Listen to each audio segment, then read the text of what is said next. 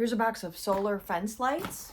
These were sent to me so I could try them out. Here they are, that was in that box, and they go along the fence. We've got some hardware, more little pieces, and then here's the solar part and the lights. And I am gonna go get them installed outside.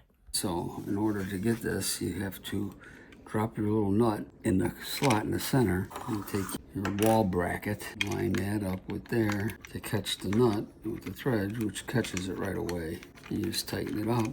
You've got this option, which is pretty sturdy.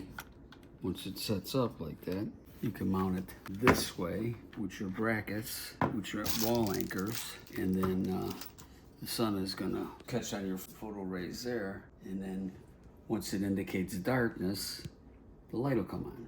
So once, if it's seeing lightness, it's not.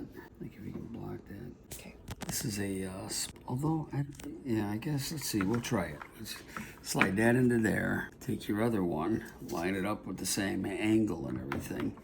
And then you would slide this into here and push them together. Now you've got a longer connection, double the length.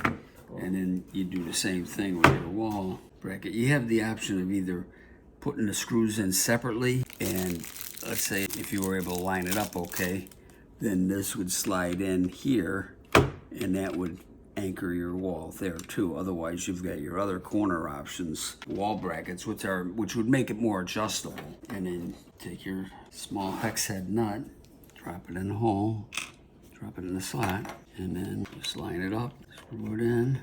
I put the lights by our pool, and then as soon as I could see the walkway being so lit up, I think I have a better location in mind. But for right now, I do like how this lights up our walk to the pool at night.